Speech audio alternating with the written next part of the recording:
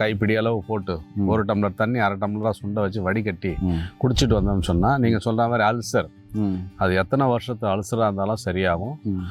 வாய் புண்ணு, தொண்டை புண்ணு, சாப்பாடே முழுங்க முடியலன்னு கஷ்டப்பட்டுக்கிட்டு இருப்பாங்க, அந்த புண்ணு, தொண்டை புண்ணுனால அது எல்லாத்தையுமே அது சரி பண்ணக்கூடியது. ஐயா வணக்கம் ஐயா. வணக்கம் ஐயா. ஐயா என்னுடைய கையில் மணத்தக்காளி கீரை கொடுத்துருக்கீங்க, இல்லை மூலிகை கொடுத்துருக்கீங்க, இல்லை உணவுப் பொருள் கொடுத்துருக்கீங்கன்னு சொல்லலாம். இதனுடைய இலைகள் தொடர்ந்து காலையில் ஒரு 10, சாயந்தரம் ஒரு 10, அந்த காலத்தில் சாப்பிடுவாங்க வயிற்று புண்ணுக்கு. அதேமாதிரி இதனுடைய பழங்கள் சாப்பிடும்போது வயிறு புண்ணு, அப்புறமா அந்த நெஞ்சு எரிச்சல் எல்லாமே கேட்கும்.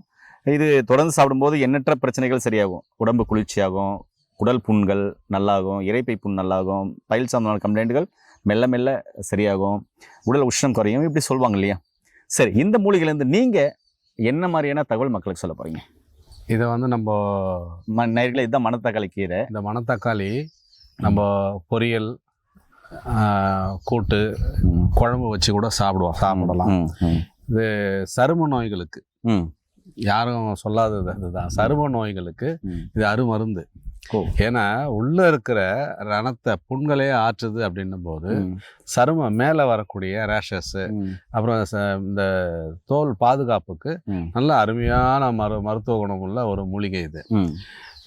உள்ளுக்கு எடுக்கும்போது இதை காலையில வெறும் வயிற்றுல பொங்க வச்சு குடிக்கணும்னு சொல்லுவாங்க. அதாவது நம்ம ஒரு கைப்பிடி அளவு போட்டு ஒரு டம்ளர் தண்ணி அரை டம்ளராக சுண்டை வச்சு வடிகட்டி குடிச்சிட்டு வந்தோம்னு சொன்னால் நீங்கள் சொல்கிற மாதிரி அல்சர் அது எத்தனை வருஷத்து அல்சராக இருந்தாலும் சரியாகும். வாய் புண்ணு, தொண்டை புண்ணு, சாப்பாடே முழுங்க முடியலன்னு கஷ்டப்பட்டுக்கிட்டு இருப்பாங்க, அந்த புண்ணு, தொண்டை புண்ணுனால அது எல்லாத்தையுமே அது சரி பண்ணக்கூடியது. ஆனால் கஷாயம் வைக்கும்போது சமூலமாக வைக்கணும். ஏன்னா எல்லாமே மருத்துவ குணம் உள்ளது. இலை, பூ, அந்த பழம், காய் எல்லாத்தையுமே போட்டு ஒன்றும் பாதமாக இடித்து தான் போட்டு கஷாயம் வைக்கணும். வெறும் இலையை மட்டும் வைக்கக்கூடாது, தண்டோட மொத்தமாக சமூலமாக இடித்து தான் கஷாயம் வைக்கணும். அதுதான் முக்கியமான ஒரு விஷயம். இது நீங்கள் கூட்டாவோ, பொரியலாவோ, குழம்பாவோ ஒரு நாள் விட்டு ஒரு நாள் தினமாக கூட யூஸ் பண்ணலாம். ஏன்னா இதில் vitamin A, C, D, E இருக்குன்னு சொன்னேன். ஸோ அவ்வளோ தாதுக்கள் இருக்குது இதில். நீர் சத்து அதிகம், 80% மேலேயே இருக்கும் இது. அதனால் தினந்தோறும் கூட எடுக்கலாம்.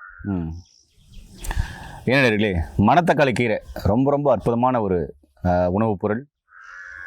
இதே மாதிரி தான் சுண்டக்காய் வாரத்துக்கு 2 முறை சேர்த்து சாப்பிட்டு வந்தீங்கன்னா அப்படின்னு சொன்னால், சுண்டக்காய் ஒரு நாளைக்கு இது, வாரத்துக்கு 2 முறை சுண்டக்காய் வாரத்துக்கு 2 முறை சாப்பிட்டு வந்தாங்க. தொடர்ந்து சாப்பிட்டு வரவங்களுக்கு ராஜ உறுப்புகள் சார்ந்த பிரச்சனைகள் மேக்சிமம் வருவதை தடுத்துக்கலாம். சுண்டைக்காயில் அவ்வளோ மருத்துவ குணம் இருக்குங்க.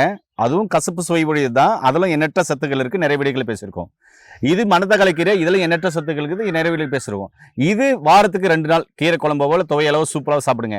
அதே மாதிரி சுண்டைக்காய் இருக்கு இல்லையா, பச்சை சுண்டைக்காய், அதை போட்டு சுண்டைக்காய் குழம்பா, வத்தல் சாப்பிட்றது அவ்வளோ கேட்காது, சுண்டைக்காய் குழம்பா சாப்பிடும்போது வாரத்துக்கு 2 முறை சாப்பிட்டீங்கன்னா ராஜ உறுப்புகள் சார்ந்த பிரச்சனைகள் பெரும்பாலும் ஏற்படுவதை தடுத்துக்கலாம்.